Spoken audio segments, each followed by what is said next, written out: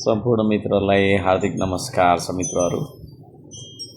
अहिले नेपाल सरकारले राज्य कोषबाट सहकारी पीडितहरूलाई चाहिँ नै पैसा दिने भनेर चाहिँ सुरुवात गरेको छ।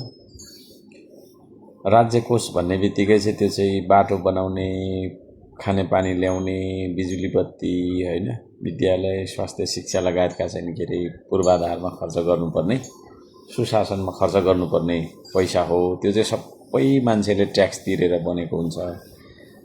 अब जनताले तिरेको ट्याक्सबाट सहकारी ठगलाई बचाउनका लागि, जसले सहकारी ठगेको उसको जायजथाबाट चाहिँ असुलोपर नगरेर हैन के गरिरहेछ सरकारले भन्दाखेरि चाहिँ जनताको ट्याक्सबाट बनेको राजस्वबाट, राज्य कोषबाट चाहिँ पैसा फिर्ता गरिरहेछ।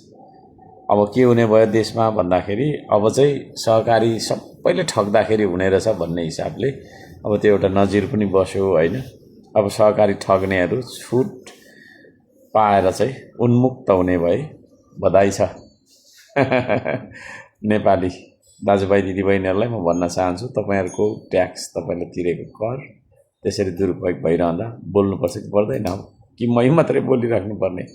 सडकमा, सञ्जालमा, सदनमा मै मात्रै बोलिराख्नु पर्ने? यदि तपाईहरु पनि बोल्नु पर्ने भने बोल्नुस् है। दिस इज द टाइम है। मुर्दाहरूको देशमा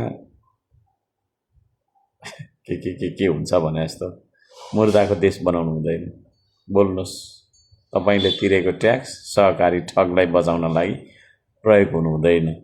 त्यो तपाईको हक अधिकारका लागि, तपाईको सेवा सुविधाका लागि खर्चिनुपर्छ भन्न चाहन्छु। धन्यवाद छ। नमस्ते। जय हो सबैको। जय बुद्धि है, जय विवेक।